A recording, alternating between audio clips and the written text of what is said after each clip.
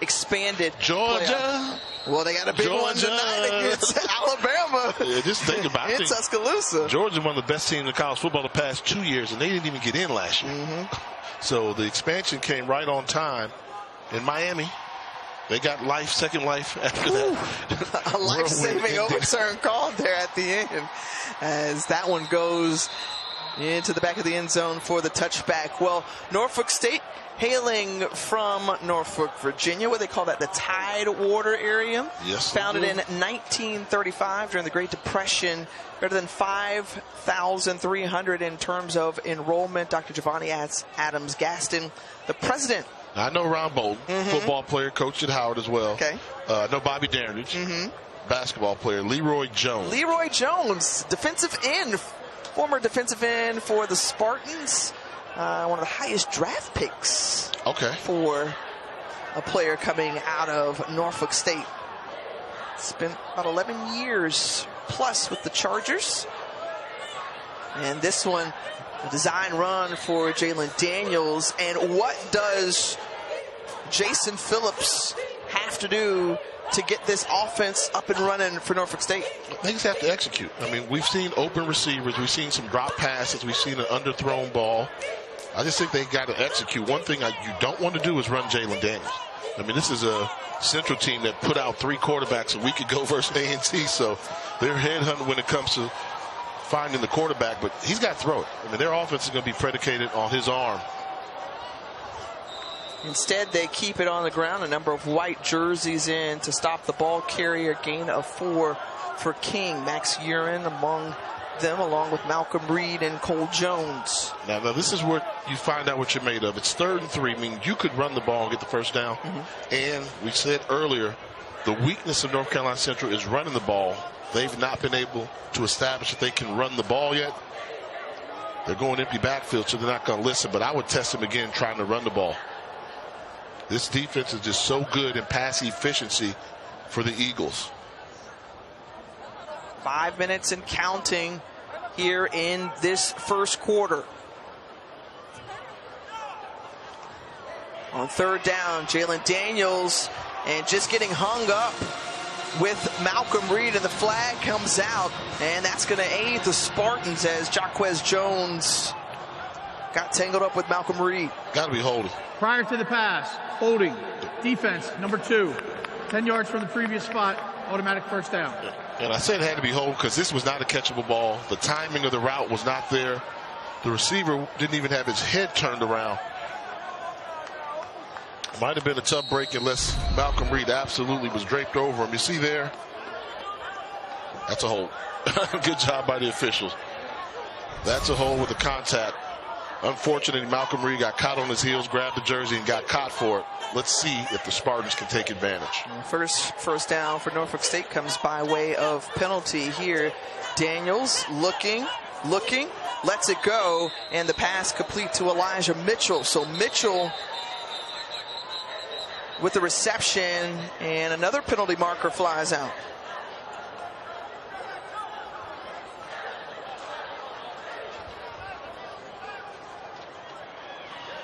Ineligible receiver downfield, offense number 67. The 5-yard penalty, replay first down. So the center, Garrison Wheatley, was the ineligible man, as was mentioned by Jason Soisman. And so that backs up Dawson Odom's group 5 yards. It's going to bring up 1st and 15. And when you think about Garrison Wheatley and talking to this coaching staff, they really like the value that this senior has added up front. It's a big boy. Yeah. I mean, you don't see 340-pound centers too often, but able to get the job done.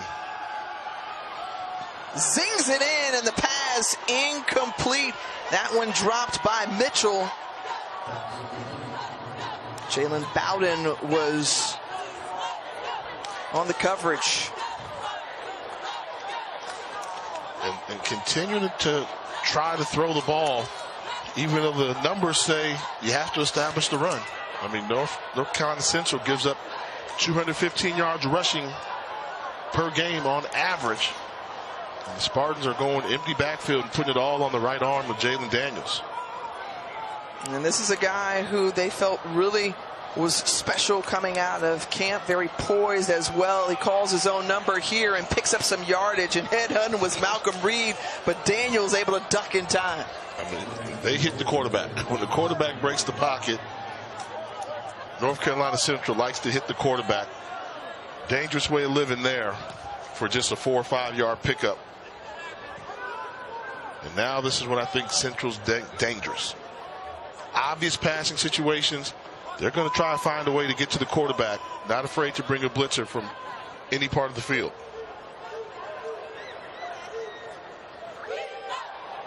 Both teams getting a signal from the sideline. They await 6 and ticking on the play clock. Spartans got to get it off. Daniels looking, pass complete to Elijah Mitchell, and Mitchell picks up the, well, just about a yard short of the first down. Looking at the spot, Mitchell is advocating that he picked up the first down, so now it's going to bring up 4th and 1 just across the 50-yard line. The decision to go for it here. Do you agree with Dawson Odoms? I agree with that. You got to get it going.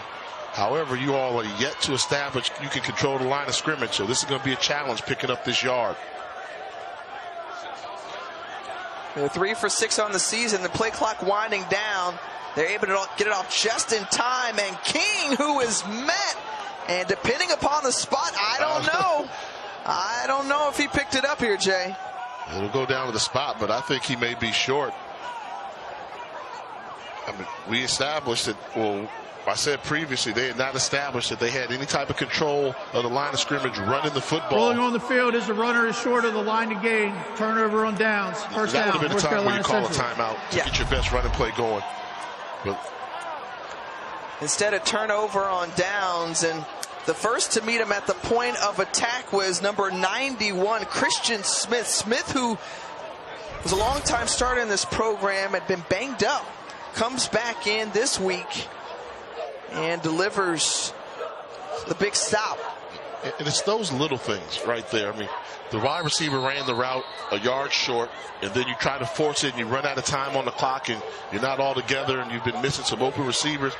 Norfolk State's got some talent. They just have to put it all together to give themselves a good drive, and right now, they're just not running smoothly. And giving Walker Harris an opportunity, as Jance Peterson nearly brought that one in.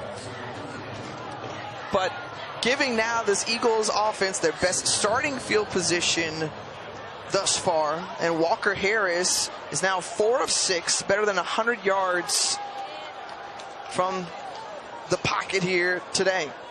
And that was a great throw he just made. This Peterson was surprised by it. He went with the back shoulder throw and put it right on them in the breadbasket, but got up to Peterson quick. But now I want to see what North Carolina Central's about. If you're going to be #1 team and you got a team on the ropes, you're up by 14, expand the lead. The good teams increase the lead rather than settling being up by 2 scores. Christian Mosley on the carry, Ricky Harrelson with the tackle. Now that's going to bring up 3rd and 6 for the Eagles offense. Rogers stays in the game. It's a 2-by-2 set for NCCU.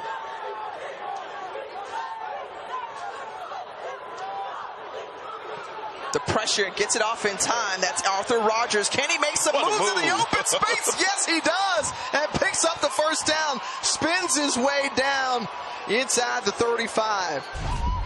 Off of a hot route. He's the hot guy, so they know he's going to get the ball quickly. He knows he's got to make somebody miss in order to get the first down yardage. Sets him up nicely with the, is that the X button or is that the triangle? With a good job. The spin move, that's the triangle. That's the triangle, making him miss. Great job by Arthur Rogers. Look at you. You get on the stick sometimes, Jay? Never. Used to. All right. Used to. I'm recovering. Okay. Recovering gamer. 1st and 10 for North Carolina Central.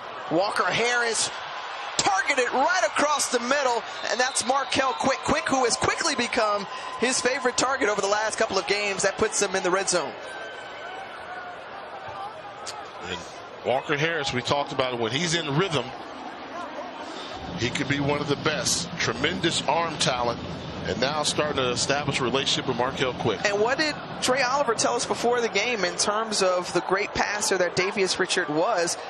Hey, Walker Harris is an even greater arm talent than he is.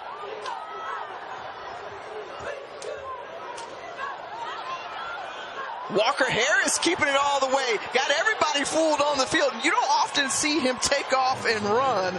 He was successful in doing so. But just he should have given the ball up, though. Okay.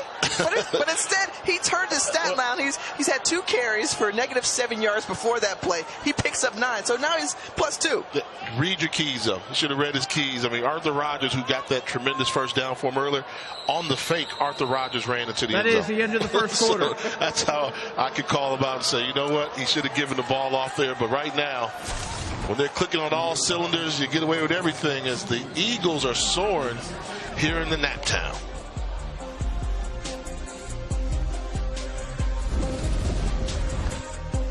Fans enjoying themselves in between the first and second quarters as North Carolina Central, who has had great success. In fact, they've been perfect all season long inside the red zone, 12 for 12 in their attempts. 10 of them have been for touchdowns.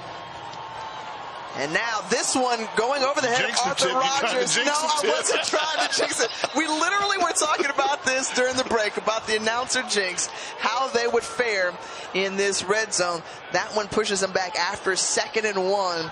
The pitch going through the hands, and Rodgers able to recover it, but a loss of 10. And if you're Norfolk State right now, I'm bringing pressure. I'm trying to get them a little bit further back for a field goal try, considering it was 2nd and 1. Leave your comfort zone. I'm the defensive coordinator, Steve Adams, and I'm trying to say if they throw this, we want to hit Walker Harris for a big loss.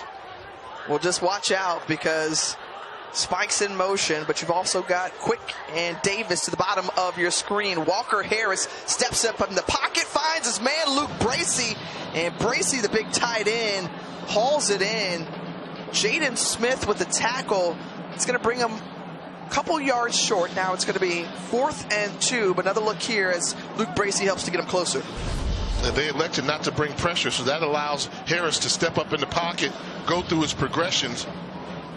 See, Bracey had to get to the 4-yard line, managed to get to the 6, and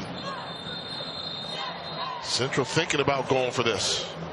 Well, I mean, with the way that they've been able to establish themselves in this game, they already have a 2-touchdown advantage. If you are Trey Oliver, do you elect to try to pick up these 2 yards, or do you bring on, again, your veteran kicker, Juan Velarde? I'm going to kick the ball only because you jinxed them earlier. so they were 100% in the red zone prior to the Tiff jinx coming on. And if you don't get it here, then that streak is over. Knowing that, I may take the points. 4th and 2, you might do that. You get a good look at Trey Oliver, who is wise. Like he was a great punter and a special teams guy, and so he elects to go for the points here. You see his coaching resume, and we'll talk a little bit more about that within the game. But this, a 23-yard attempt for Juan Velarde from that left hash, and he is able to put it through. So again, 13 of 13 now, lucky number 13 for the Eagles. You were hoping he made that kick too, because that was going to fall squarely on you, but definitely the right decision to take the points, increase the lead, make this a 3-possession game where Norfolk State has to have the ball 3 times in order to score. So I know they thought about going for it, but it's the right thing. And if you're going to expand the lead, you have the rest of the game to do it.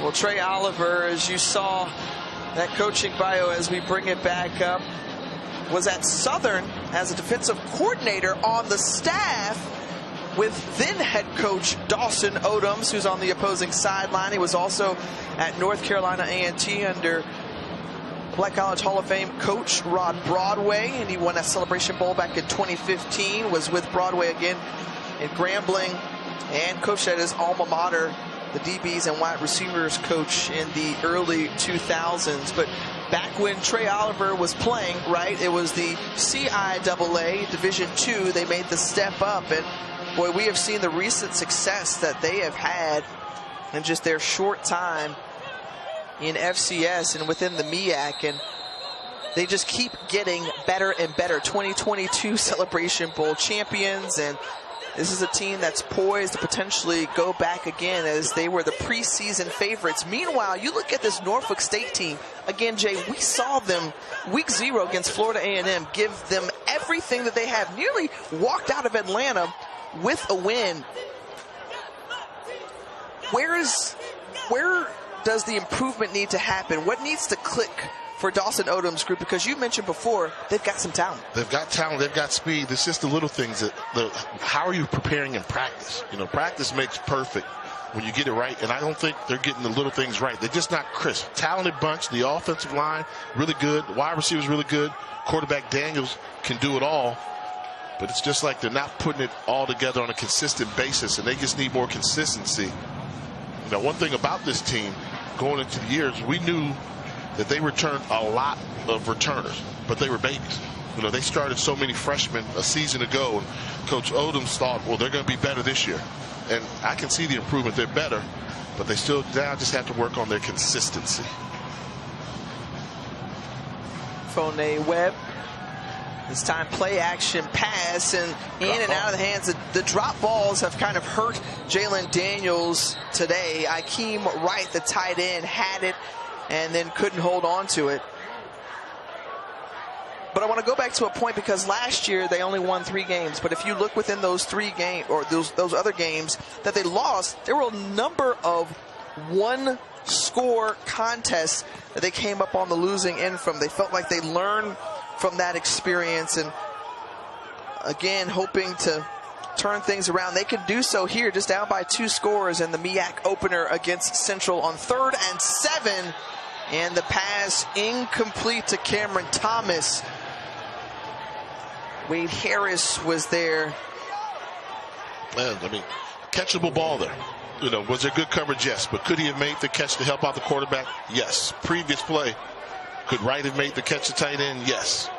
So they're not doing the little things. And you mentioned that a season ago, we're in all those contests. Well, they started off the year losing the game to Florida A&M by less than. It was about 1 point. about 1 point, Jay. So they've got to figure out a way to start winning these games, not just play with these guys, but how to win them. Well, Tracy's punt keeps rolling, picked up, and it'll be down at the 28-yard line. So the hot hand of Walker Harris and the North Carolina Central Eagles will get the ball when we return. Looking for a reason to try the new $5 meal deal at McDonald's? Here's 1, 2, 3, 4, and the price makes 5. Near another drive for North Carolina Central, coming off a career game last week. Well, this is what he has done thus far in the Circle City Classic. He had 5 touchdowns last year in that win over Mississippi Valley State. Already he is on pace to eclipse that number here today, as Jamari Taylor with the carry, and nowhere to go is Marcus Mooney with the tackle, bringing him down, a loss of 1. And, you know, they took Taylor out that last drive, and they rotate back, so they've got a lot of depth. But, you know, I think when he's hot, I like to see them just continue to give him the football. Dynamic runner with great vision like he possesses. Give him 2 touches. With a 30-yard touchdown run for the second score. This on the outside to Darrell Taylor, and Taylor steps out of bounds. And a gain of 7. So that's going to bring up 3rd down and 4 now for the Eagles. Believe it or not, this is when North Carolina Central can be so dangerous, because you know they can run the ball to Taylor.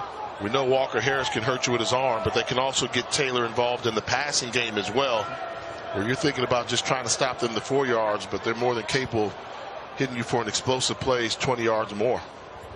That's a great point, Jay. They love using Taylor out of the backfield because of his all-purpose nature. And there, the big tackle and sack by Levante Jacobs. And Jacobs with a huge defensive stop. And maybe the Spartans can gain some momentum from Jacobs. Absolutely. From his nose tackle position, he just slides through a would-be double team between McKinney and McMoore on the offensive line for North Carolina Central. But the big fella there, throwing his weight around, comes up with a timely sack and takes a beating on the sideline from his teammate as well. Velarde to punt it away. And Jalen Laudermilk takes that step back and no room to run. So inside the 20-yard line is where Norfolk State will get the ball back and start. You mentioned that spark, and they need that spark. The offense has done nothing. They've got a goose egg on the scoreboard right now. Defense just got a 3-and-out for you to kind of hold Central where they are. Now it's time for this offense to get it going if they're going to have a chance of getting back into this game this half. Run the football. Run the football. This is where you say, you know what, the scouting report is we have to be able to run the football. Fresh set of downs. Let's establish we're going to be able to run the football. They listen to you, Jay, but Max Urin, along with Malcolm Reed, are tracing the steps of Xavion Evans every step of the way. Pickup of 3 yards there, but anticipating the run. So now, Jalen Daniels, we want to see that spark, that good decision-making that helps set him apart during camp. You mentioned Otto Kuhns, who missed the first 4 games due to academic ineligibility. QB1 is what Dawson Odom said of Jalen Daniels. He's making the throws, and there, good pass breakup by Jalen Bowden, who was in the hands of Tavion Morris, but he couldn't hold on to it. The drops and the timing's not there. But once again, I go back to that was a run-pass option. That's what they call the RPO. Daniels pulled it. You're allowed to run the ball twice. That's how you wear down the defensive line. When you pulled it, the defense, you baited them. They baited you into pulling that ball, and you come up with incompletion. Now it's 3rd and long, and you know this is a danger zone for quarterbacks against North Carolina Central. Will the Spartans be able to convert here on 3rd down? They've been unsuccessful in the last 5 tries. Going for it the entire way. And this is the 2nd time they've been aided by a penalty. Wade Harris on the coverage to keep the drive alive. Yeah, they needed that, and that was just a complete takedown by Harris in the secondary. Pass interference, defense, number 24. 15 yards from the previous spot, automatic first down. So trying to set up a double move, and you catch the end of it there, but that was a obvious call on the takedown, and Norfolk State gets a fresh set of downs. Get back to the run. If you think about it, that last series, those 3 plays, they call 2 pass and 1 run. You have to be able to run the ball. You have to. You've got a 2 tight end formation up top. Push the pile. Well, 23 yards on the ground. That's what they've been able to amass thus far in this running game. To the outside, and multiple markers coming out. Holding. Offense, number 64. It's a 10-yard penalty. Replay first down. And Eskridge, who they got back this week. That's something that you don't want to see if you're Dawson Odoms, because you're trying to gain some momentum. You're trying to get the ball moving in the right direction. And that backs him up 10 yards. So now it's 1st and 20 for the Spartans offense.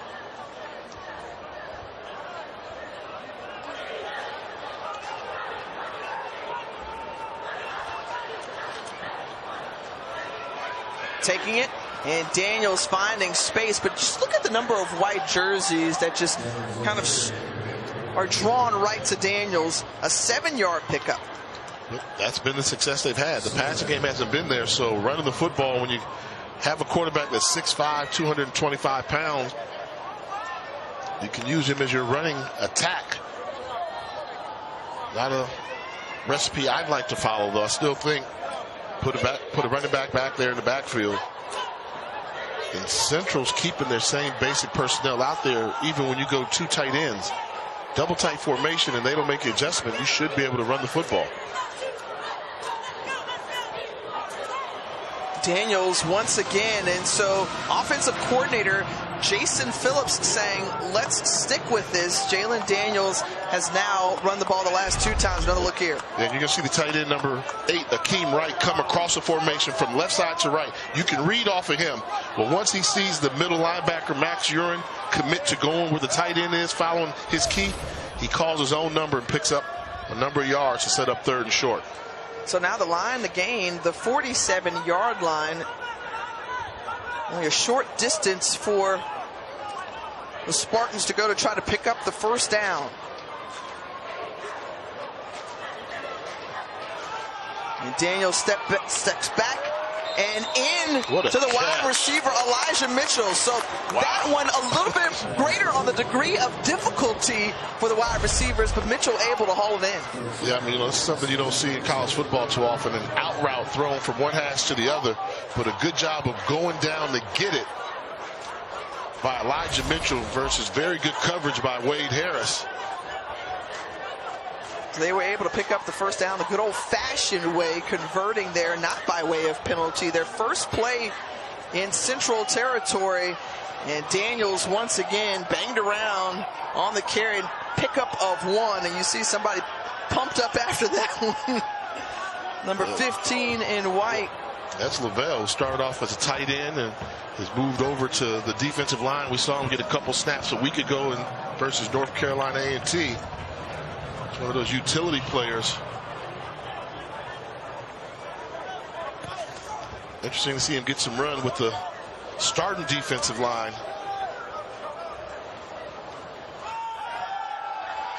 The pass from Daniels lost it up. And the pass incomplete, intended for Mitchell. Jalen Bowden was running line right along with him. Just always on the edge. I mean, they just picked up the first down. You figure, okay, a little sigh of relief. No, now you're right back in a pressure situation trying to convert on 3rd and 9 in this situation. And they're relying a lot on the vertical pass. Throw some crossing routes. Not just slants, but set up some crossing routes. The offensive line's done a decent job of protection, so that means you can allow some of those long developing plays to develop. 8:13 to go in the first half. 3rd and 9 upcoming here for the Spartans. Being chased out of the pocket is Jalen Daniels. Eyes still down the field. Pass complete. And again, 81. Elijah Mitchell has been his guy. Correction, that's Tavion Morris. But there's a flag out back near the 47. Holding. Offense, number 64. It's a 10-yard penalty. Replay 3rd down. Once more on Samuel Eskridge, so that one hurts even greater after a positive play, and it's going to bring up 3rd and long now. Eskridge is starting left tackle. Normally when the quarterback takes off opposite you. Oh, that's a tight call right there. They had a double team on him. You are allowed to grab a little uniform. But wow, tough break for Dawson Odoms and Norfolk State on that call. Daniels takes a hit but stays composed. Pass complete, but not enough, as Cameron Thomas is well short of the first down marker. And Daniels not going off the field without a little extra parting gift from the Eagles defense.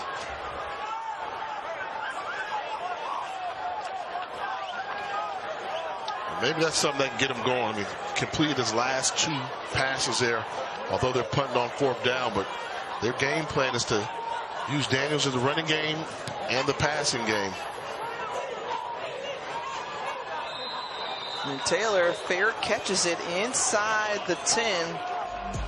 And the Central offense awaits to come back onto the field when we come back.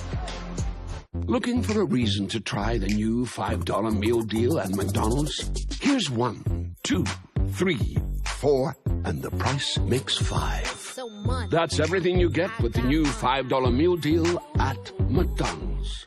After Homoglow cleaned our place for $19, we fired our old housekeeper. Homoglow tackled everything, from our kitchen to our bathroom, all our laundry. You just pick a date, pick a cleaner, and enjoy a spotless house for $19. I'm certain it's level 5. Are you for imprint certain? Certainty matters. 4imprint is your home for promo gear to wow clients and inspire your team. Check out 4imprint.com. 4imprint, for certain. One of the biggest challenges my clients face is buying and selling a home at the same time. That's why who you work with matters.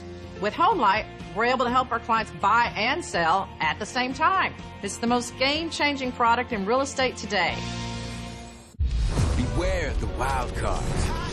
They're here to catch fire, to bring the heat, and light up the scoreboard. Just a smoked. Because this is the postseason. Buckle up. You never know what can happen. Where all it takes is one hot streak to make a run for the title. Welcome to October. The wild cards can help the people affected by Hurricane Helene. Donate at redcross.org/ESPN to help the Red Cross respond and help people recover. As a Floridian, we were awaiting the storm, and it hit the panhandle, more of the Taylor County, just east of Tallahassee. But then you see the shocking images, quite honestly, with houses floating away in Asheville, North Carolina. Just loads of rain dumped on Georgia and just across the southeast. And we certainly hope and pray that everyone is okay, and it will take time to recover, but your help with the Red Cross can aid in that.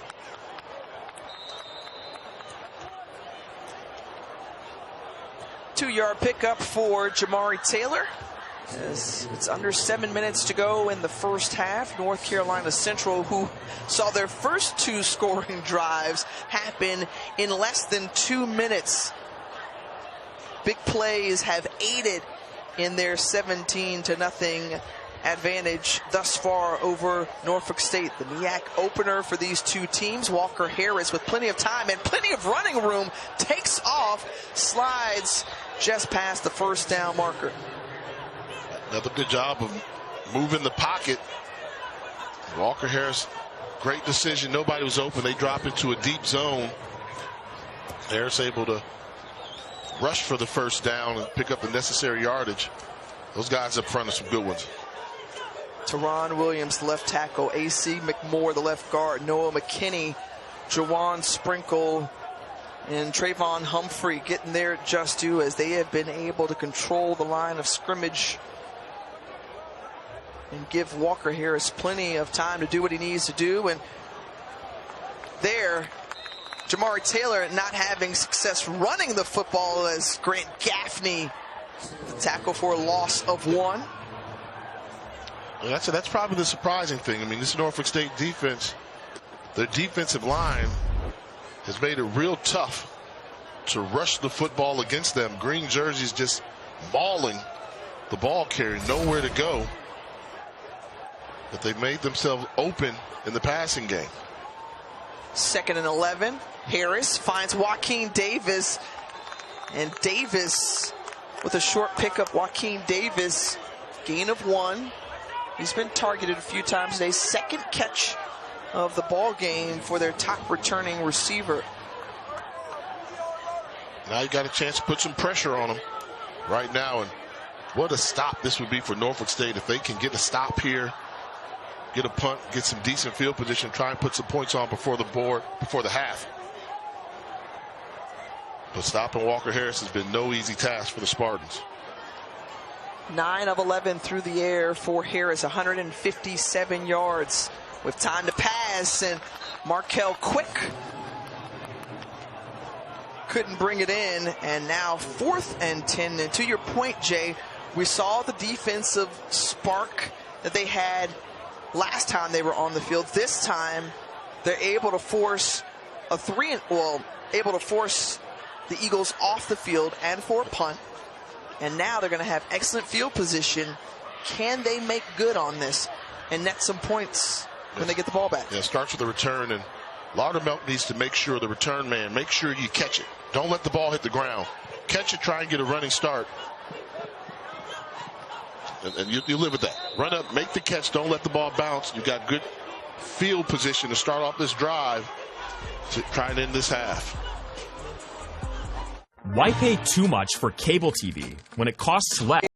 That defensive line talking to that unit as they will look on and are hopeful that their offense can put some points on the board, trailing by 3 scores here in the 40th Circle City Classic.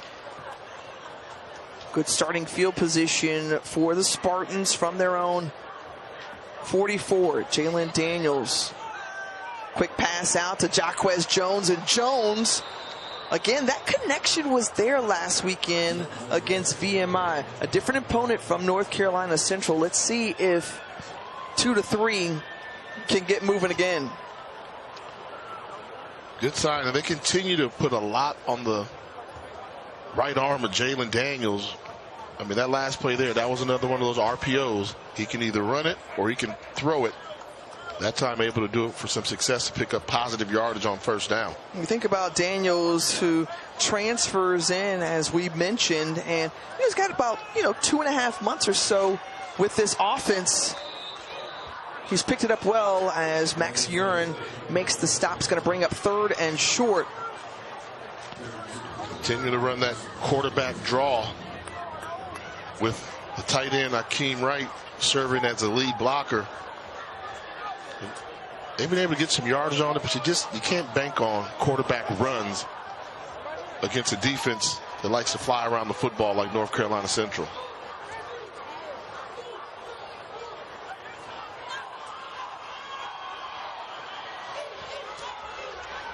Again, Daniels, and picks up the first down as Jelani Vassell brings him down, but again, the offensive line doing what they need. Same play. It's all based on number 8. So he's just going to watch the block of number 8. As you'll see number 8 come from the top of your screen around. Where's he going?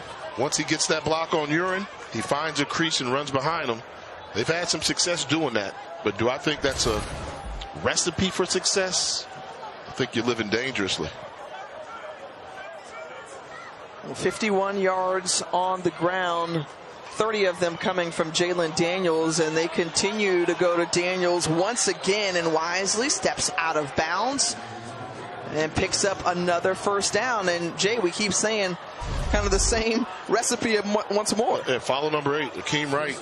He's going to go out there as a lead, and they're going to seal the edge with number 9 coming, Gregory Perkins. And a good job of sealing the edge. Good group of tight ends with Akeem Wright and Gregory Perkins, number 8 and number 9. Making an impact. Well, Jason Phillips, the offensive coordinator, finding something that's working there. A false start, and that's going to back up the Spartans.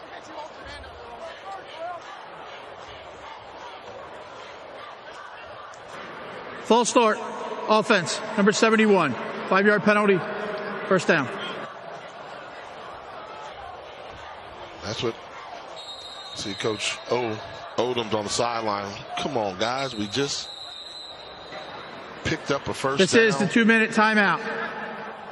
And we've arrived at the new 2-minute timeout in college football. So we will step aside here from Lucas Oil Stadium. 1st and 15 on the other side for Norfolk State.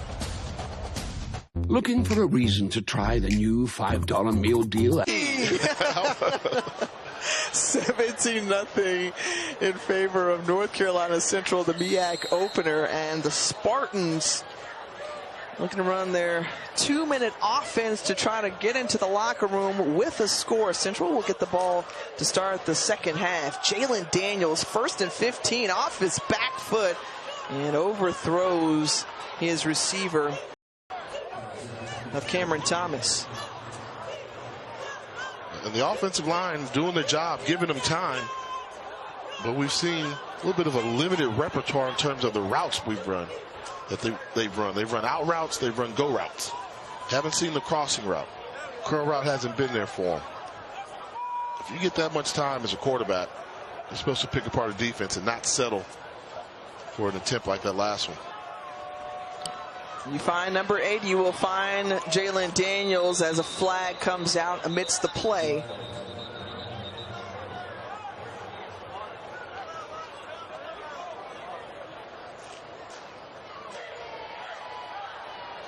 Akeem Wright, who has been busy. That was a pickup of 8. We'll see if the call stands or if it will There be is erased. no foul for holding.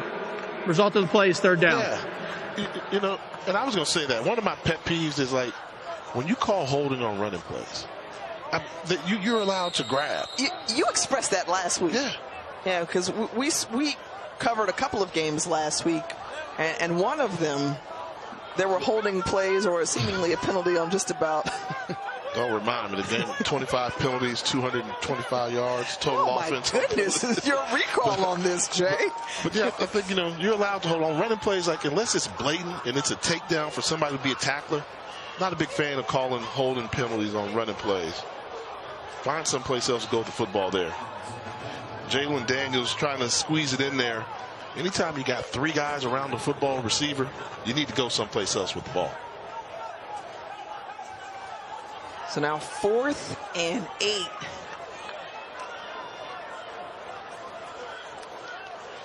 For Norfolk State, Grandin Wilcox on to attempt the 45-yard field goal. He's 0 for 1 in that range of 40 to 49 yards, but this one is strong enough. It's through and it's good. So 3rd field goal made of the season, longest of the season, might I add. And Norfolk State is on the board. All right, Jay, let's set you up. Time for Jay's Gimme 5. All right, well, this was on my mind. This is a great football game, but look at the list of coaches that have won this game. So in order to make my list, you had to have won this game. Okay. Right? Winning coach of the Circle City Classic, the legend Eddie Robinson, the greatest coach of all time. Willie Jeffries, Hall of Fame coach. Billy Joe, fantastic coach when he was the head coach at Central. Bill Hayes, Wild Bill Hayes, won at A&T. Doug Williams won this game. That was his signature win when he was at Grambling. Beat a very talented team, and I got to give a shout out to my coach. Steve Wilson has won a Circle City Classic, one of the most underrated coaches in all of black college football history. You are fair to do that, but that is such an impressive list, Jay, when you look at the Black College Hall of Famers that are on that list, the College Football Hall of Famers, obviously Eddie G. Robinson, the GOAT of all GOATs in coaching in the HBCU ranks, and really when you look across the college football landscape. On the return is Chris Mosley, and Mosley, who's a speedster, give him some space and he can take off. Still on his feet, crossed the 50, and then finally pushed out, but Chris Mosley can be dynamic in that return game. And all you want from your return guy is one cut. Does the speed to get to the edge and makes a cut to get north-south, or running vertically, as you would say. Makes a tackler miss. And great return in North Carolina Central. Probably going to try and get back those 3 points they gave up to Norfolk State just a minute ago. Well, 49-yard return for Chris Mosley. All right, you had Jay's Give Me 5. You know I'm going to chime in just a second with Tiff's 2 cents. But first, Walker Harris on the field with the Eagles offense. 1st and 10 from the Spartans 45. Harris looking, pass complete on the outside, and the tackle made by Chapman. Jamari Taylor, the recipient of the pass. Tiff's 2 cents. Pete Richardson did it back in 1999, and Jay Hobson, the trailblazer for Alcorn State, was also on the winning end here in Indianapolis. Jamari Taylor, back-to-back catches, this time good enough for a first down pushed out by Teron Mallory. Now think about the list of coaches that have been here. Pete Richardson, who's a fantastic coach, didn't make my 5. Yes. And Hobson, who turned around that all-court state program, didn't make it. But great game. And, you know, the guys that have played, some of the players that have played in this game, the inaugural one back in '84 featured Satellite Express, Willie Totten and Jerry Rice. Jerry World Rice. 34 seconds to go. Walker Harris looking, pulls it, and the pass incomplete. Quick was the target. And one thing to notice is that the pass rush from Norfolk State is just not there. I mean, Harris has too much time to get comfortable in the pocket. And we've seen throughout this season, when he has time in the pocket, he can find that rhythm. But Norfolk State continues to go with the 4-man pass rush, and they're just not getting there.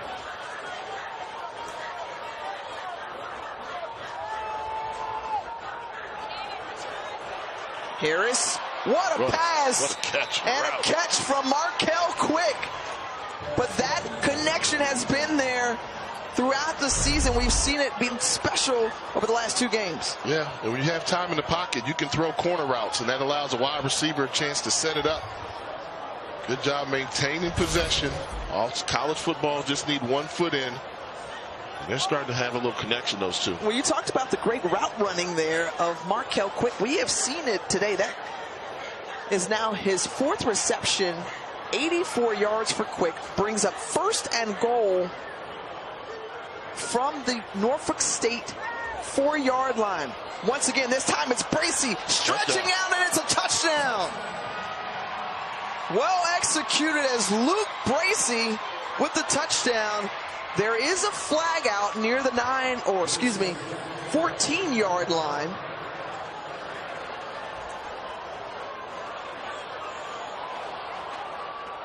And Jason Soisman going over to give a quick explanation to Dawson Odoms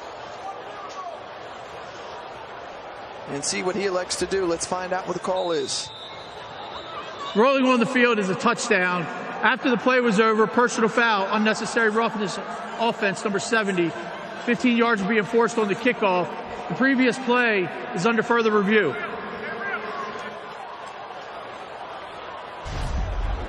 Taking a look at the touchdown catch by Luke Bracey. Did he extend it? That's touchdown. That's a great job of extending the ball, breaking the plane,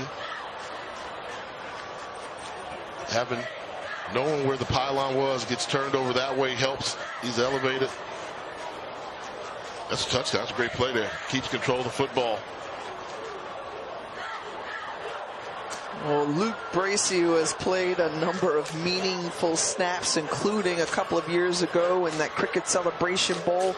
They love him in the run game, the support that he provides in terms of blocking, but also very sure-handed and outstanding effort there. Is there enough video evidence, Jay, in the minds of the replay official upstairs to overturn the call on the field, which is a touchdown? Is there anything that would make you feel like the stand wouldn't call? Now, it looks like when he was switching hands, the ball might have been loose a little bit, but he's got a firm grip on that.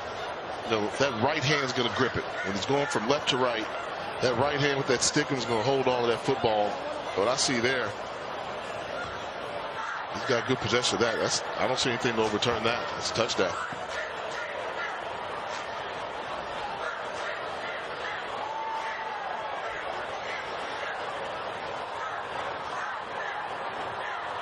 Let's see one more time. Reaching out. Full extension right there. Breaking the plane. Yep.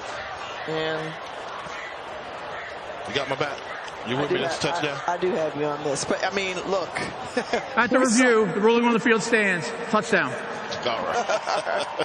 And look, we saw the different story that it was for Virginia Tech last night. Different set of circumstances.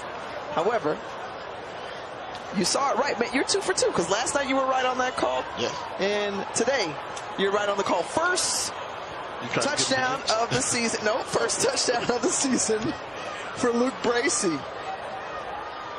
And the quick strikes for North Carolina Central, and their 3 touchdowns of their 3 or 4 scoring drives, they've done it all under 2 minutes. I mean, it just goes back to how good is this team? You know, will they maintain this level of dominance throughout the season? Don't know, but you know, this is our 3rd time seeing them this year, and this Central team is really good. They give up 3 points and they go back and they get 7. And Jay, we mentioned in the open just about the high-flying Eagle offense. Walker Harris coming off a career game. Same with Jamari Taylor and Markel Quick. And they have kept pace thus far. Walker Harris over 200 yards and 2 touchdowns. Quick adding another score and has broken the century mark as well. Yeah, you know, and we've seen when they're good, they've got like star power. You know, they just kind of replaced the parts there. You know, instead of Pee Wee Richards, you got Walker Harris. And instead of Mookie Collier, you've got Jamari Taylor stepping up. And we knew Joaquin Davis was going to be that guy, but now Markel Quick is stepping up. Good coaching, good foundation. You know, Central's got a lot of good things going for them. They're not a transfer portal school. They develop their talent. And right now they're enjoying the riches of that investment that they've made in these kids. More than half their roster from the state of North Carolina, and getting an opportunity to also intertwine some of the younger guys on this squad as well, help them be a part of the success. Picked off the short hop and the return. And now with 16 seconds remaining, Norfolk State in a position to try to take a couple shots, maybe get into field goal range. If not, maybe try to go for a deep ball and look for the end zone if they can, or get a little bit closer. Jalen Daniels, they want to try to establish anything they can with him through the air, although he has found success on the ground. Through the air, it's been a little bit more of a tough sled. Yeah, tough. You know, the passing yards aren't there, but he has hit his last 2 passes, so maybe he can get that going right now. Need about 15 yards to get in field goal range again. If they can pick up 10, they have a chance to get some more points as well. They've got all 3 timeouts to work with, and they're going to have to use one here as the sack, the pressure brought in by Ryan Wynn. All those scenarios were setting up gain 10 yards, pick up 15. What you cannot do is give up the sack. I mean, you have to have a clock going. Okay, nothing here. That is the end of the second quarter. The football. Instead, that's going to be the last play of the first half. And don't forget, we've got the halftime performances from the NCCU Sound Machine and the Norfolk State Spartan Legion. You can see the entire band performance right here on ESPN3. We'll step aside here, 24-3 in favor of North Carolina Central at the half.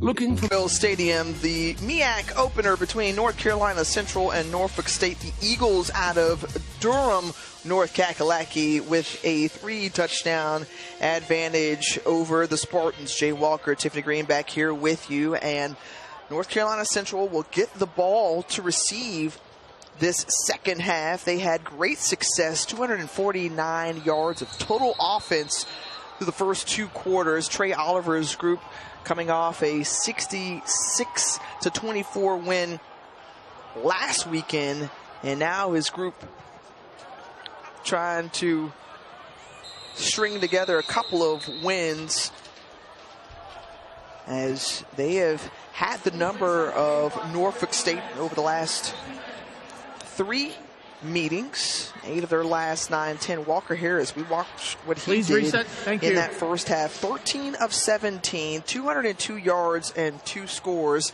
And when he was in rhythm and he found his receivers, he was tough to stop. Absolutely. And the offensive line gets a lot of credit. Pretty much untouched in the first half. And just offensively, you know, this offense is clicking. That was a pretty flawless performance by North Carolina Central in that first half. Against a team that's got high expectations in Norfolk State, they made it look easy in the first half.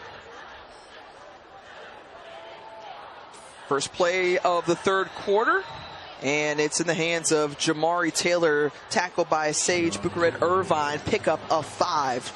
Jamari Taylor better than 5 yards on average per carry in this game. Hasn't had the whopping numbers that he did in his career night against A&T last weekend, but you know he just needs a little bit of room, a little bit of space, and he can get going. He already has a 30-yard run for a touchdown. In this one, he stays in the backfield. And you'd like to think with a pretty sizable lead right now, he'll get his touches and opportunities in the second half. Well, Walker Harris with the RPO. And how about Keyshawn Lynch, the veteran presence up front, able to attack. Loss of 1 on the play, and it's going to bring up 3rd down and 6. We talked about this in the first half. Can the defense get the stops so the offense can try and get back into this game? Big 3rd down right now to start the second half for the Spartans. Still not bringing pressure. They elected just to go with the 4-man rush. That really has not been effective.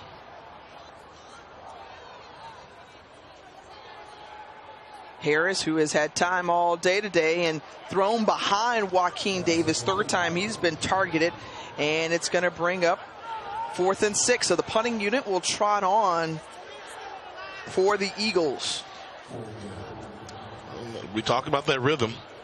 You know, he's a rhythm passer. When Walker Harris has good rhythm going, can pick you apart. But when he's missing a beat, he'll miss a couple beats. It'll take him a while to get back on track. On that last play, the offensive line gave him plenty of time, but still not able to convert for the 1st down. So after the 3 and out for North Carolina Central, Norfolk State will get the ball back. Laudermilk just watches this punt from Juan Velarde go down to the 9-yard line of the Spartans. And so now Jalen Daniels will have some work to do deep inside his own territory, as Daniels, who had a slow start in that first half, had more success really on the ground. 44 yards through the air and netted 45 on the ground. Now what does offensive coordinator Jason Phillips come up with here? They saw some things that worked well for them with him keeping the ball on the ground, but can he complete some passes? Look for number 3, Jaquez Jones, one of his favorite targets. And a good start you see in Xavion Evans in the backfield. So they're giving him the threat of the run, still going with the 2 tight end formation. And I think that's what they have to do some of. I mean, it's kind of boring, but that's one of those wear you down plays. You pick up 2 to 3 yards on 1st down. That's a successful play. And then hopefully your offensive line can get into it and start to push the pile a little bit.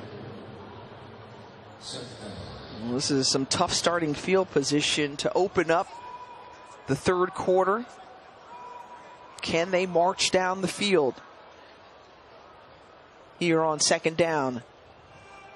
Once more, the handoff. Evans finds some room, gets past a couple of defenders, shaking tacklers, and he's down now at about the 44 or 45-yard line. So a 33-yard pickup for number 33 in green. And they've had the 2 tight ends. And look at this unique formation where they offset the tight end, but they still have 2 tight ends. They won the number count, and then the rest of that was just a fantastic job by Evans of recognizing the hole.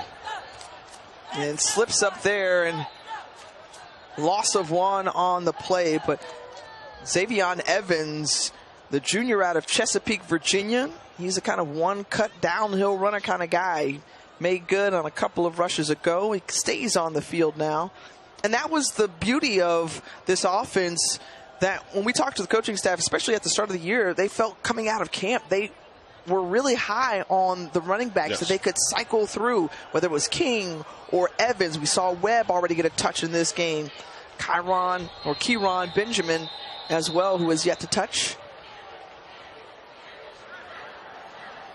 False start, offense, number 67. 5-yard penalty, 2nd down. I think we've seen some of this in the first half, Jay. Every time it seemed like Norfolk State got a little rhythm or momentum or strung some plays together, they would then kind of shoot themselves in the foot with some self-inflicted wounds and penalties. Call a little Paula Abdul offense. 2 steps forward, 2 steps back. I mean, they're taking them back right now. I mean, they got the big run. Kind of like, okay, we got some, let's get it going. And they come out with back-to-back penalties pre-snap. False start, offense, number 71, 5-yard penalty, second down. Like that Paul Abdul reference? I did. You know, you wondering where I was going with it? I was. I didn't know, but I'm impressed. I'm impressed that you can kind of recall it. I'm gonna call you old school. I'll take that. Okay. I'll take it. if the homies can call me an OG now, then I'll take being old school. No, they desperately need to get something going here for Norfolk State here. Throw the ball, attack the middle of the field. The middle of the field is open. We talked about the diversity of routes, as that one's a quick out to number 81, Elijah Mitchell. Jalen Bowden quickly there to pick him up. 5-yard gain after the tackle. But you talked about the diversity of routes earlier, Jay, and there just wasn't enough kind of sprinkled in. It was all vertical. Yeah, you know, it's kind of, you know, when I played for the Vikings, we would take on the Detroit Lions, and Herman Moore was special. He only ran a hitch, a curl, and a go. Okay, but the hitch is high percentage. The curl can be in the go route, low percentage, but he's a 50-50 guy. With them, I'm seeing nothing but a hitch, and I'm seeing go routes. Hitches, double moves, go route. Outside of the hitch, those are low percentage passes. Steps up, feels some pressure. Jalen Daniels keeps it and gets back to the original line of scrimmage. Max Urin with the tackle. So 4th down, and that's going to send Daniels off, and Noah Tracy, who was busy in that first half, onto the field. And it's tough because if you don't get those 2 penalties, you still got the ball and you're driving, because they picked up 10 yards. And with the flow of this game, you almost feel like you should go for it in this situation. It's 4th and 10. Nothing says go for it, but they need a spark. I mean, they need a fake punt. They need something. Maybe it'll come from special teams if you can pin them inside the 10-yard line, but the offense just has not been able to get it going. Well, Taylor tries to return that one, and it plays in favor, I guess, of the Spartans inside the 15. And so Ruffin with a nice play, and Walker Harris and the Eagles offense are set to return to the field when we come back. He didn't start. Our teammates going head to head. Trey Oliver on the left, played at North Carolina Central from 94 to 97. Dawson Odoms was one of his teammates on that defensive unit from 93 to 96. And boy, it was fun just, you know, learning about their journey and their process. And one of the things Trey Oliver talked to us about before today's game is the opportunity that Dawson Odoms presented to him in terms of helping him elevate within the coaching ranks. Yeah, you know, gave him a tag of being a defensive coordinator. You know, it's really hard to go from running back coach or wide receiver coach to head coach, and part of grooming him, so to speak, was you need to learn how to coordinate and be a coordinator on defense before you're ready to get the head job. So prior to Trey Oliver becoming the head coach at North Carolina Central, he was a defensive coordinator at Southern University when Odoms was the head coach. And Odoms, who had success there as that pass is complete to Chauncey Spikes and good enough for a first down. Remember, he took over as interim, and in his first year winning at Southern for the SWAC West and the SWAC championship as well. So Dawson Odoms is looking to usher in a new era for Norfolk State football in his 4th season at the helm. Feels like he's got all the right pieces to put this program together. As the great run from Jamari Taylor, we already saw one. JT Money down the sideline. And Jamari Taylor is one of those guys that keeps you on the edge of your seat. 38 yards on the pickup. Yeah, no, as long as he gets his touches, he can make it happen. Makes the safety miss in the hole, which was a big one there. Once he eyed him up, that was going to be tough. Some great blocking downfield, but you know, when you got big, tall wide receivers like Joaquin Davis, number 88, use your body. Get him. Grab him. Good job of getting in the way. And Taylor takes care of the rest. So Arthur Rogers Jr. will give him a spell in the backfield.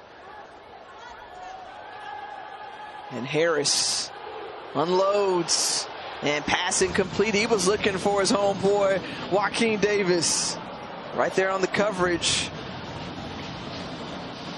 for the Spartans in that secondary. So 2nd and 10.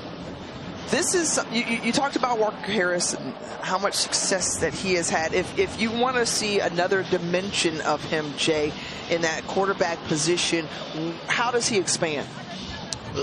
He's good when he gets rid of the quick release balls, and that's telling me he gets a lot of the pre-snap read, but the progressions. How is he with the progression when he has to hold the ball, tuck it, and then make the secondary throw? Davis in motion. Rogers with the carry. Good blocking there from Kyle Morgan to open it up. And a good run there from Rogers Jr. Brought down by Tariq Mills. Pickup of 17. And another missed tackle by 28 Corey Chapman. When you come up as a free safety rover, you're supposed to make that tackle. You can't fly by the guy. So he was the one that did the whiff. And we saw him miss earlier on Jamari Taylor. Now he misses right now on Rogers Jr. When you play that back safety and they bring you up, you're the last line of defense. They expect you to make those tackles and end the play. Fresh set of downs inside the red zone. We noted earlier the great success that North Carolina Central has had inside the red zone. 2 for 2 so far today. And coming off that jet sweep, it's Chance Peterson. And there's Chapman with the tackle. Pickup of 1.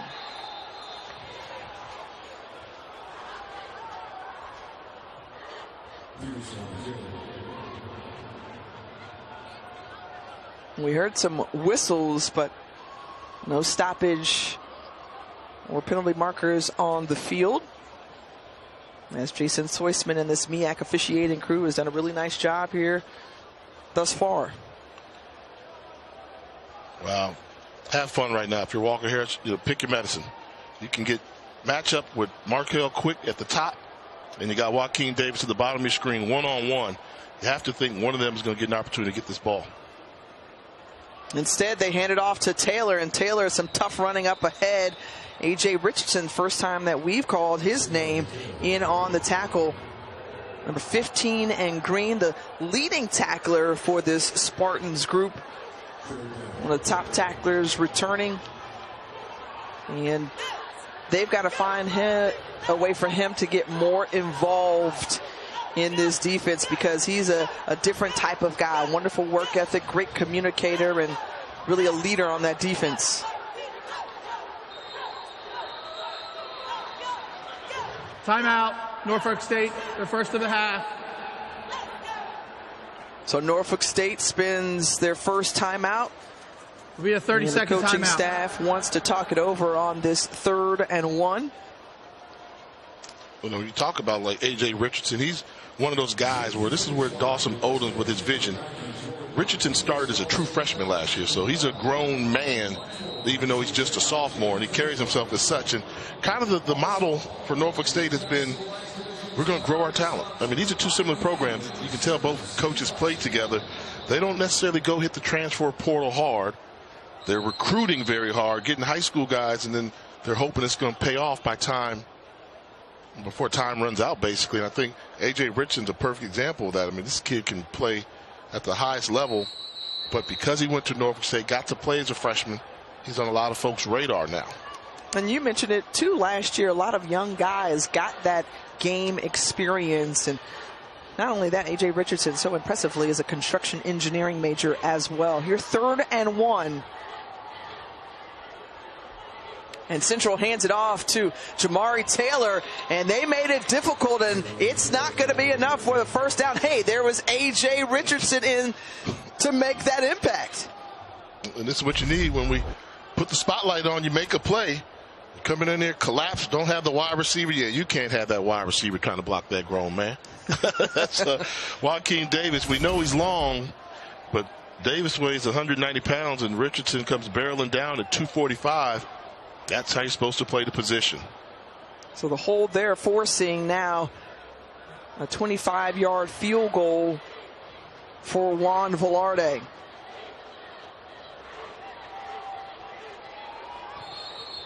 And you see there some movement up front, and looks to be against Norfolk State.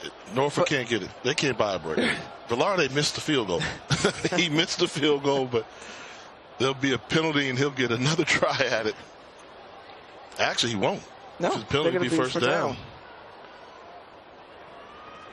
Prior to the snap, offsides, defense number 6. Wow. Penalty is half the distance to the goal. It will result in a first down. Dawson Odoms knows his group cannot Number 53 buy a break, on the offense, helmet came off, must stay out for one play. But when you think about a game like today, understanding that there is a sprint through the MEAC, and you have an opportunity to take down the preseason favorite here in a neutral site, what you don't want to do is give them any more chances. And Trey Oliver's group, we know, will trounce and take advantage and pounce on all opportunities. And now, instead of a missed field goal, it's 1st and goal from the Norfolk State 4-yard line.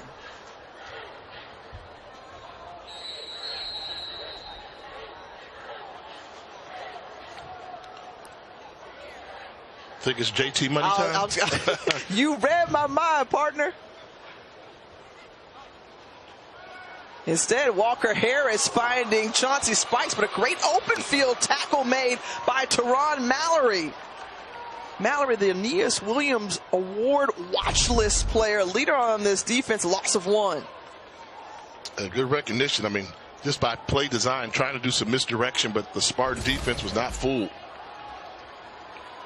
Say Mallory's on the, that was a mouthful. You say he's on the Aeneas Williams Award watch list. Okay, Aeneas Williams, Pro Football Hall of Famer. Correct. Played at Southern University.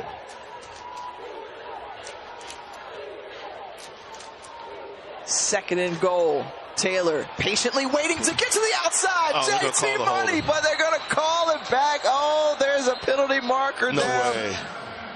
They're going to call the hold on the tight end on Bracey. Holding, offense, number 83. It's a 10-yard penalty. Replay second down. You know, we talked about the great vision that Taylor has.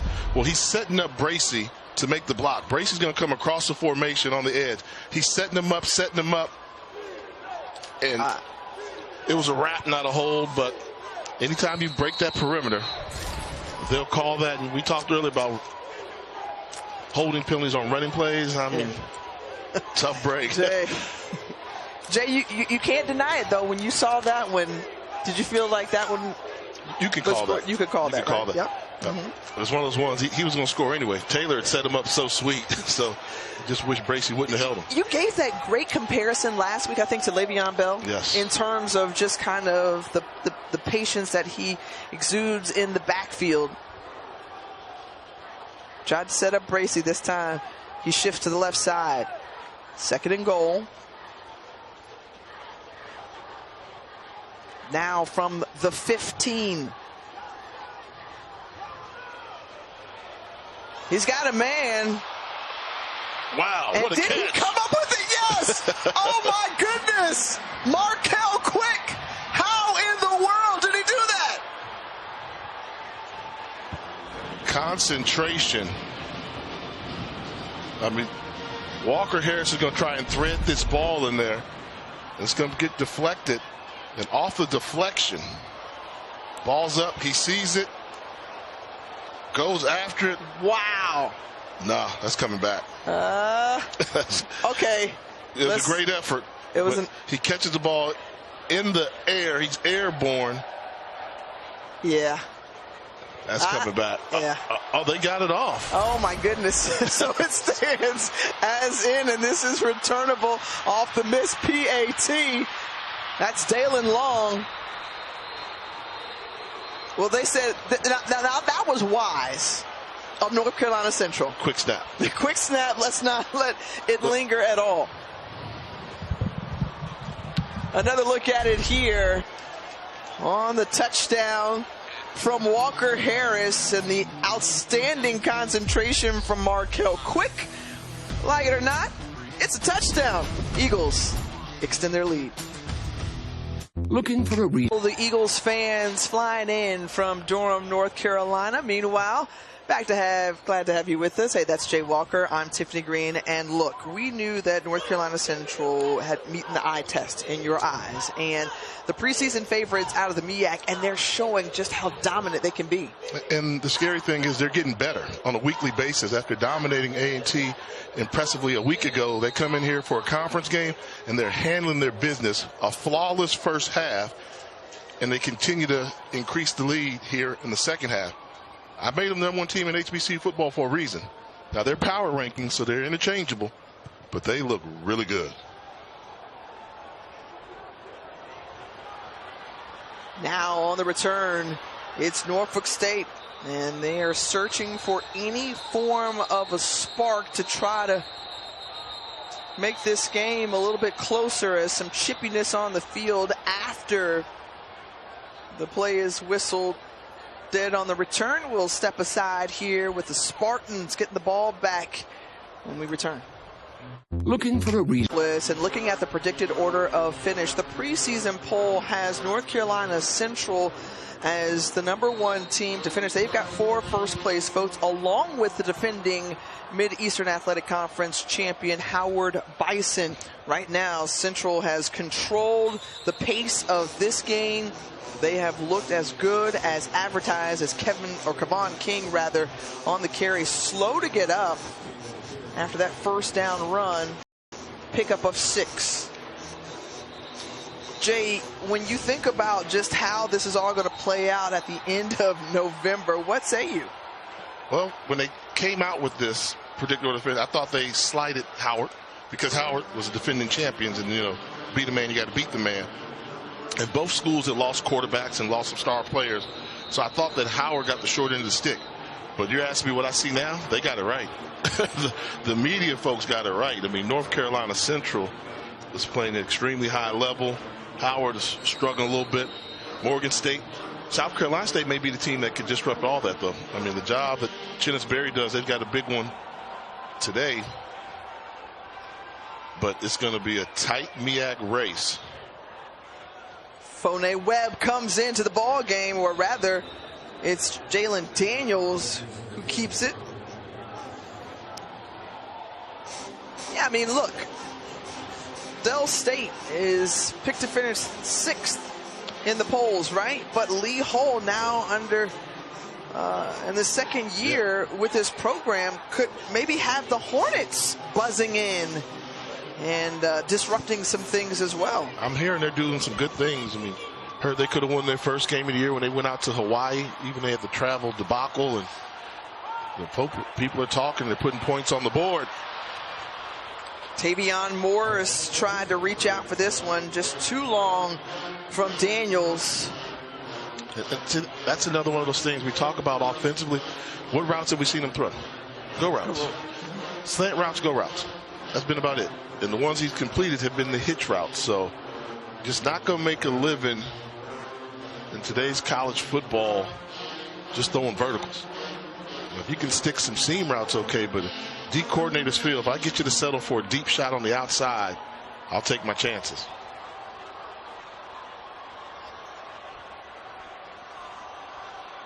It's Daniels again, and up the middle, Jaden Taylor along with Malcolm Reed were there. Jaden Taylor, who played in his first game of the season last week, one of those leaders up front, the senior out of Durham, North Carolina, is now forcing a 3rd and 6 here for Norfolk State. Because of how they settled in the passing game, you haven't seen a lot of pressure from North Carolina Central via the blitz.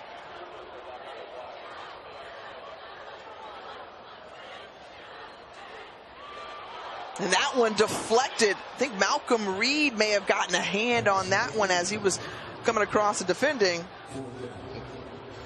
Slant routes and go routes. That's what they're doing, and you kind of know that. And sometimes you got to let the slant route develop and let them clear that window. Very fortunate that ball wasn't intercepted by Malcolm Reed, as you pointed out there. Just not seeing a lot of flavor in the ice cream right now. It's just all vanilla.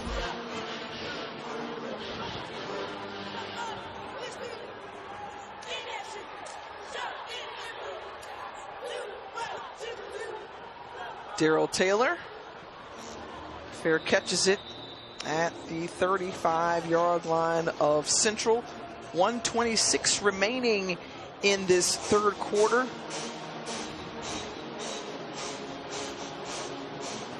And Jay, the success that North Carolina Central had to start the season, we saw them open with a win at the Orange Blossom Classic against Alabama State down in Miami, and then back-to-back losses to both Elon and UNC. And now trying to get 2 in a row after that win over North Carolina A&T. Arthur Rogers Jr. with a nice juke move.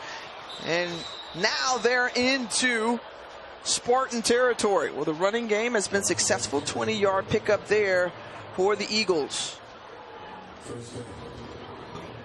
So north of 100 yards on the ground for North Carolina Central. And whether you put Jamari Taylor in the backfield or Arthur Rogers, they're going to find a hole and some running room.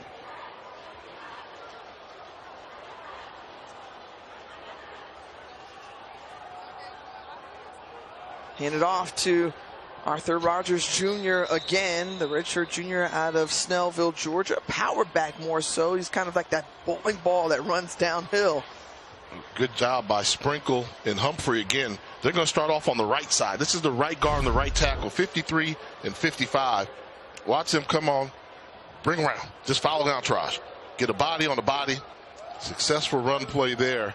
But you can do that when you've got offensive linemen. That's why they say the footwork on offensive linemen is so important. Well, you have to be agile as well to be an effective offensive lineman in college football. Well, that's going to bring us to the close of the third quarter as North Carolina Central will keep on trying to march down the field and add to their lead over Norfolk State and their MEAC opener. It's 30-3 Eagles. Looking in the Bull City. They played their ball at North Carolina Central, located in Durham, North Carolina. Hey, Trey Oliver on the left, an All-American punter, and he was a DB as well at Central. His teammate Dawson Odom. The Newmans. Yeah. Give some love to the Newmans. Yeah, man, you had to hit me to that game though. Yeah, man, I didn't think Division II programs were rocking Newmans back then. Arthur Rogers Jr. is rocking the rock. He's toting the rock at least. And a little flex afterward. The first and goal brings him inside the red zone. And 31 yards matching his number on the jersey. And good job of coming around and sealing by A.C. McMorran, number 51. And the rest is all Rogers. This offensive line is doing a really good job for North Carolina Central all afternoon. And I appreciate hearing you say that, Jay, as a, former quarterback. You got to always shout out the O-line when they're doing well. Rogers nowhere to go, though, runs into. I thought you were going to say you appreciate me talking about schooling you to the Newmans. No, and man. Then you know what Saranaks were? No. The Saranaks? Saranac wristbands. They had the triangle on them. They almost look like. As they had the triangle on them, they almost look like the Guess Jeans logo, but on sweatbands. So we used to wear the Saranaks, rock the Newmans with a spat. Got to spat those cleats. I know what a spat is. Yeah. That was in the band. The towels that you could have writing on. Right. So mine, that little Sky 7 towel. Yeah, that's football in the 90s, man. Oh, the nostalgia here from our partner in the booth. The throwback action is working well for you right now. What Coach Prime say? If you look good, you feel good. You feel good. You play good. Mm-hmm. And if you play good, you get paid good. Hey, A.J. Richardson with another tackle for a loss. Once again, he's in on the play. Boy, he was quiet in that first half and becoming more active here in this second half. I mean, he's a load. He's an old school linebacker. We talk about the size. 245 pounds and able to make that tackle behind the line of scrimmage. Just a sophomore. Now they said he came in from day one with just a different mindset. The work ethic that he brings to the field, the great purpose in which he plays with, has been exceptional as Rogers, feeling the effects of that last play, goes off the field. Will be tended to. And a timeout taken by Central.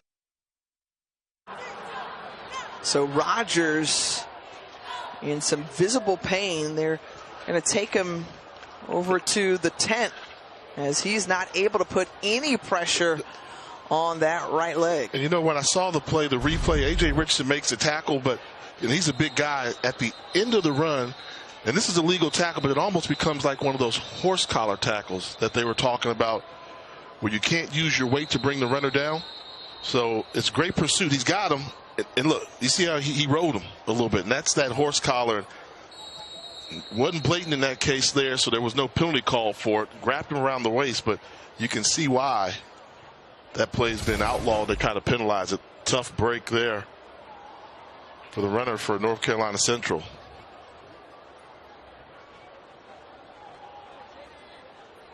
Third and goal, and it's Shamari Taylor to the left of Walker Harris. And some pressure. Tariq Miles got to him, but not in time as a touchdown to Chance Peterson.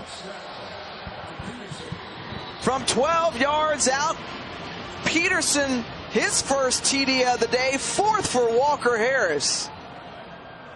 You asked me earlier, how could he improve? And I said, that secondary throw going through your progressions. Well, this is one. It's not there now. Buy a little time.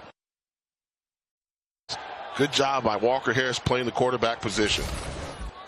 Remember, folks, he had 4 passing TDs in last year's Circle City Classic.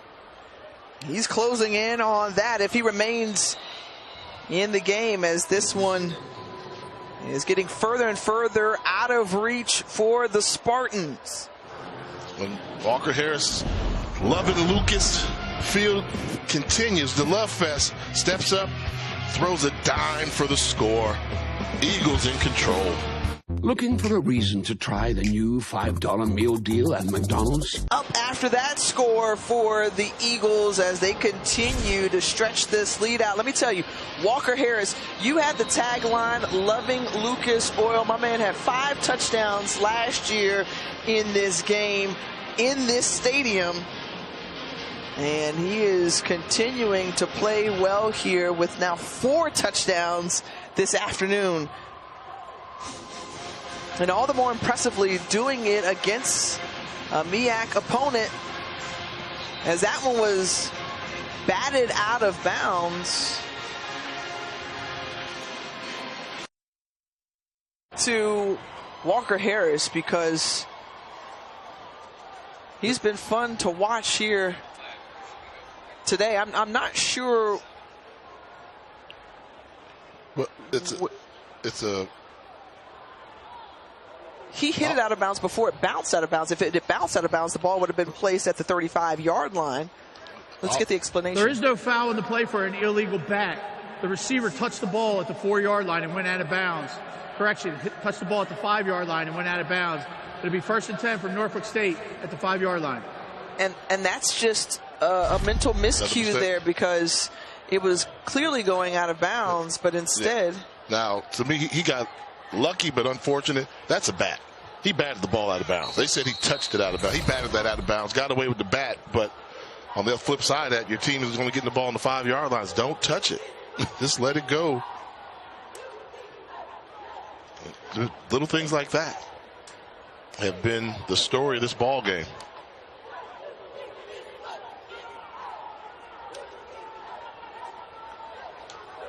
So Daniels and this offense starting from the 5. King getting to the outside, bouncing to the outside. Kavon King across the 20 and then runs out of bounds.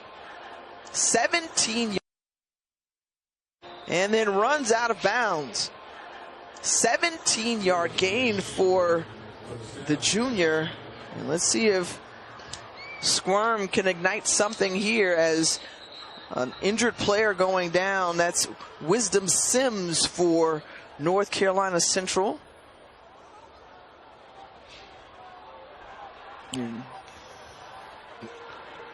So, Tiff, how about this? We talked about loving Lucas Oil Stadium, right? Mm-hmm. So I'm thinking loving Lucas Oil State, and then I'm thinking about, like who's loving you? Like Michael Jackson version, right? Or In Vogue. Or how about this? How about Walker Harris is thinking another Michael Jackson song in the Jackson 5? What's that? Going back to Indiana. He loves this place. with stats like this, 9 touchdowns and 2 performances here in Indianapolis, he's going back to Indiana as often as he can. Great job to see him evolve, and I'll give him the credit. He did it versus Mississippi Valley last year, not quite the team Norfolk State is. I still think Norfolk State's going to be a pretty decent team, and he's shredding them. You may not remember going back to Indiana about Jackson 5. I'd like to think I'm a bit of a music buff, but that one got past me. I get it. Can't. Well aware. We don't need that type of lesson. Okay, just so we're clear. I'm all Mike Jack. I'm team Mike Jack. Okay. As Wisdom Sims gets help off the field, he has to go to the far side, so it's good to see him putting some pressure along that lower right leg where he was holding earlier.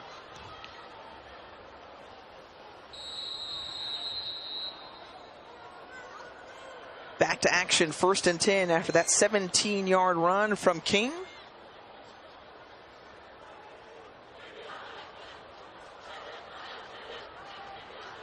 And Daniels finds Mitchell, and Mitchell, who has been targeted a few times here today, his 3rd catch of the ball game, a gain of 7.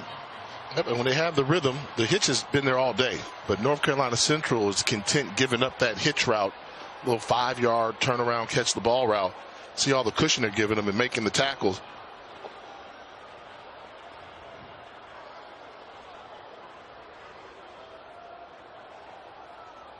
Things kind of cooled off inside Lucas Oil Stadium, an overcast day outside. Jalen Daniels looking to heat up this offense. A great tackle there. That's Ja'Kai Brevard. Brevard, who is always around the football, the senior from Durham. Tried to run a little slip screen, and Brevard got the old school, like the neck roll almost, neck pad. Talk about 90s football. Neck rolls were a big thing back then. Neck rolls. You know who wears neck rolls like that? Doesn't Shaq Leonard? There's Shaq Leonard, yeah. Who played here for the Colts for many years.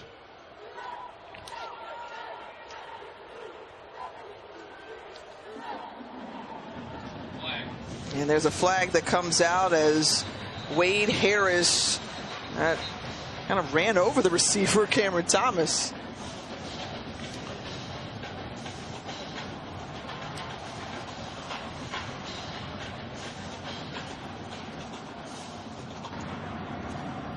Pass interference, defense, number 24. 15 yards from the previous spot, automatic 1st down. And Jay, you hate to say this, but some of the best offense for Norfolk State have been those holding and PI penalties from Central. I thought you were going to say the drum line. Oh. Those have been some of the best hits and beats they've got. You're on it today, my man. Look at that discipline. I love it. How do they get stopped like that? That's just good. They just hit the brakes. Good control right there. Spartan Legion, led by Director of Bands, William Bethea.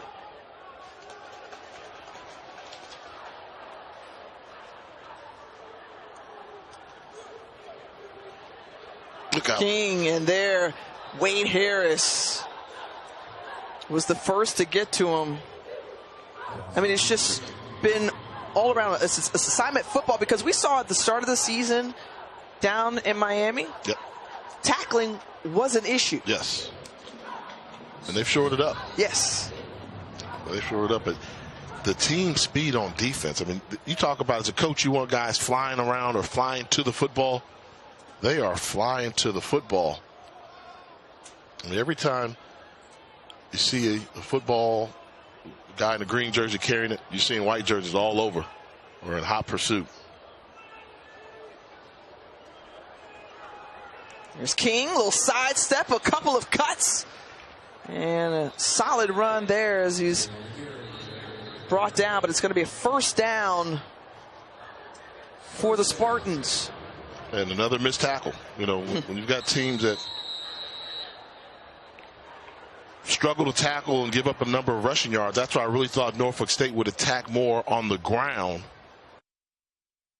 But that's what you have to do when you play against Central. You have to be able to run the football and make their guys miss and see if the poor tackling will show up. That's Evans, and Evans is quickly met and brought down right in the middle. That's number 90, Xavier Fields, and Fields was quick to get to him. Now, those guys don't miss too often. No. Quantez, Mansfield, and Fields. Fields, Taylor, Smith. Yeah, the D-line is really good. They don't miss too many tackles. Some of the guys in the secondary come up so quickly that they'll lose their angle of pursuit. But those defensive linemen are as good as advertised. Quickly out, Jaquez Jones, and Jones, who we haven't mentioned much. He was the top target last week with Jalen Daniels, and that's his first catch of the second half, and it's good enough for a first down. Well, they really struggled getting some type of rhythm in the passing game, which has to be disappointing because they both were sensational last week.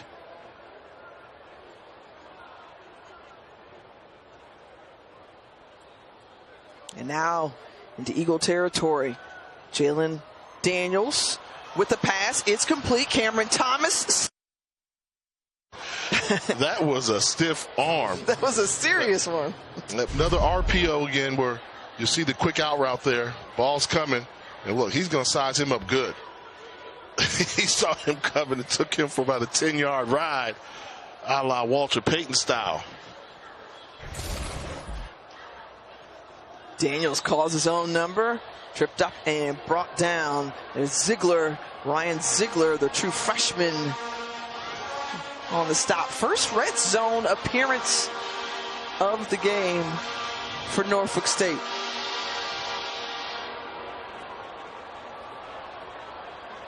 They got to go and running the football.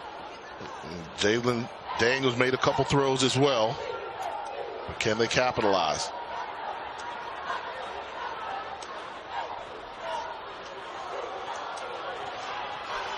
First and pitch, and there's Jaquez Jones in for the touchdown.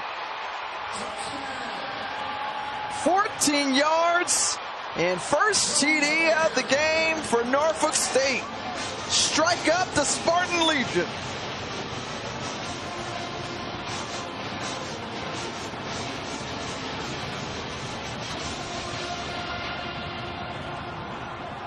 Give the band something to celebrate. Razzle dazzle, little reverse on the edge. Tight rope up the sidelines into the end zone. Impact player, knew sooner or later he'd make a play, and made a couple of them that series. You see the kicker going down after the PA attempt is good. And Wilcox is limping off the field.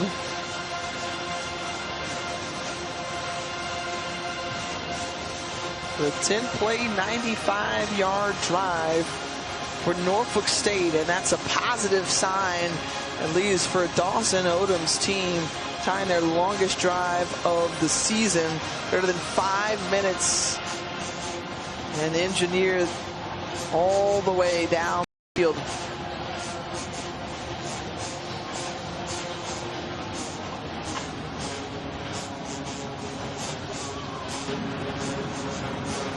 Running into the kicker, defense, the penalties decline, result of the play, good score.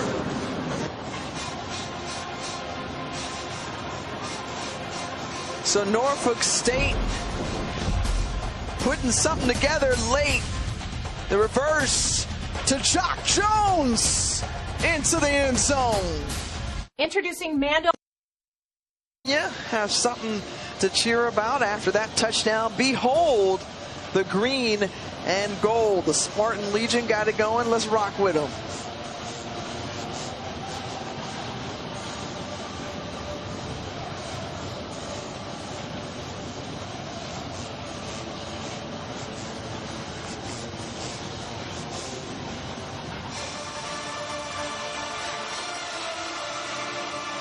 Can we say that, get ourselves in trouble, say Norfolk State won the halftime? Oh, Jay, see? I normally don't call it. I'm going to bring Mike in here and say you all always want to be starting something. Okay? I'm just saying. It's dangerous. Well, that was a great team, great play on special teams against Peterson there. If that ball would have landed and bounced, that would have been a live ball. He made a little full speed Willie Mays type over the shoulder catch. All right, Jay, so we are in Indianapolis. Some notable Colts who have gone through HBCU programs. Tyrone Poole, we mentioned him, a Division II legend. How about Antoine Bethea actually went to Howard University. Shaquille Leonard went to South Carolina State. Isaiah Land from Florida A&M. Robert Mathis, one of the Bulldogs. Those are just some of the great HBCU legends as we have a new quarterback in, and that's Javion Martin. Martin, who won the backup job over Joshua Jones, and Martin, who they feel like is the future of this program.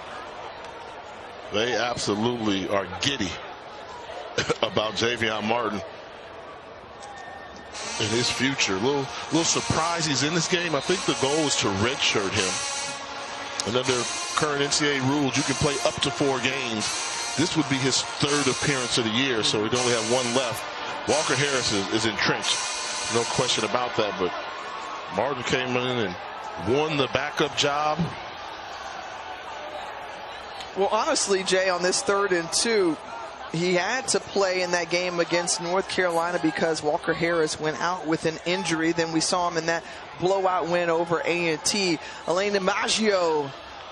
And Maggio picks up the first down. And so now, again, 27-point lead here.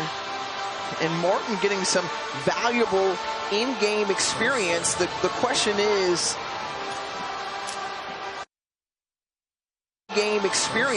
the question is, what other game will he see time in if they want to indeed redshirt him? You've got Campbell coming up, Virginia Lynchburg, and then you're going to enter into conference play the rest of the season. I want to see him. Oh, good. I like to say good because I want to see an obvious passing situation where he's going to get some throws. So with the tackle for a loss right there, more likely he'll get a pass attempt on 3rd down. And maybe that was just the backup quarterback in me that wants to get in and get some throws rather than seeing a backup take a knee. You see the upcoming schedule. Campbell, who just was able to eke by Delaware State, who gave them a great fight. And then late into October, we'll see Morgan State will be at South Carolina State on Halloween, as that game will be live on ESPNU. And then Howard, of course, a critical game as Martin gets rid of it and is smacked down in the face in the process.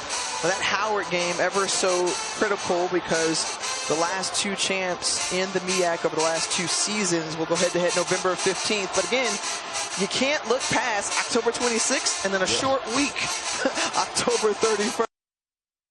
Stretch of games right there. Fortunately for them, they've got 2 of them at home, including the Howard game, which will be on a Friday night compared to the typical Saturday. 3rd and 14, again, stands in, takes a hit, but delivers a beautiful ball. Wow. Mekhi Wall brings it in, but the poise, did you see that from Javion Martin? He was getting hit. I mean, he stood tall in the pocket, saw the guy open, and delivered a dime piece on the money to Wall. Okay, the hype may be real. The hype may be real. Well, you wanted to see him complete a pass, and that was a pretty one for 21 yards.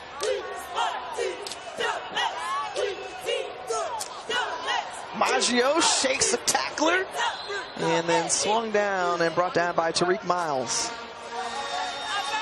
But a pickup of 9. The running backs, again, that we've talked about. You mentioned Latrell Mookie Collier prior to the Jamari Taylor era, and before that, Isaiah Totten. I mean, the rotation that we have seen from Central in terms of running backs has been fun to watch. Their development and their advancement, because you say, hey, look, these guys are developed through the system. They have time, they grow.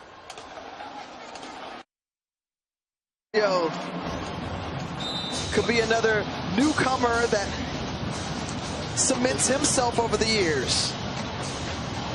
How about this? The backup line is in the game now. They got some guys that are continuing to move the pile. I think some credit has to go out. We talk a lot about Matt Leone, but how about the job that offensive line coach Cedric Williams has done over the years with this offensive line for Central? All right, can Central remain perfect in the red zone here with the backup crew, and then Tariq Miles coming in and quickly bringing down the ball carrier. A loss of a couple on that play.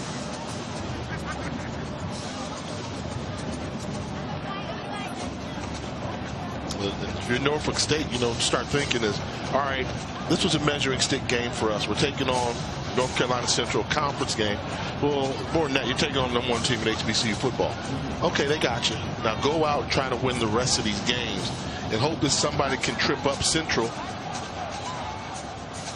so you can try and compete for a championship or part of the MEAC title and make it to Atlanta. Well, I think that's a great point, Jay, because you've got a couple of non-conference games, and then you see Howard on October 26th at Morgan State. One loss, MEAC champions the last few years. So this is the 2-minute timeout. timeout. How Norfolk State responds. 2-minute timeout here in the fourth quarter. Come back with us to Lucas Oil Stadium. It was one of my favorite faces to see. Both bands were excellent during halftime, and certainly one enjoying the festivities of the 40th Circle City Classic run here in Indianapolis. Martin was trying to look for some room, but the nice hold there. And Etienne up front, number 99, you saw him raise his hands. That's going to bring up 4th and 13. So Eric Etienne with a nice play on defense, just a freshman out of Miramar, Florida. And Juan Velarde. Try to keep the streak alive. Yes. What are the numbers on the streak? I'm not going to say what the numbers are, but I will tell you the numbers in terms of this field goal attempt, Jay. 36 yards out for Velarde. Oh, man. Something you just that should almost be an ejection. Kyrie Moisten just running across, and there's a ton of frustration. Obviously, some talking may have been going on in the process, but I mean, the initial contact, that was like a cheap shot. And then you could tell he was really mad and frustrated because then he did like the little shove in his face. Offsides, defense, number 6, the 5-yard penalty. Also after the play, unsportsmanlike conduct, defense, number 6. The half the distance to the goal will result in an automatic first down. And that's just unacceptable. I mean, you're at the end of the game, and understandably, there's frustration. But just no room for that. This is a tough one to take on the chin. You can tell he's kind of out of control right now. Coaches are telling him to sit down and just a little heated. Just A little heated.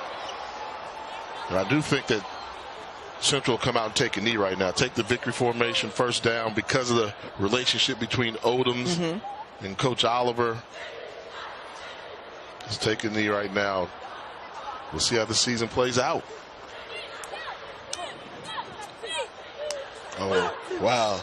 By them taking a knee, though, they're not going to score. You did it to him, Tiff. I didn't do it. No, I didn't. Don't even say it. Don't put that on me. They were 100% in the red zone. He converted all day today. Tiffany Green shows up and the streak over. No, I was pointing out how well they had done in the red zone all season long. Question was, could they remain perfect? And they had an attempt to do that. And you made sure they would. I did not. You made sure they would not. I am not on the field. I am here in the announce booth. That knee is likely going to be the last. But what a phenomenal performance once again from Trey Oliver's team.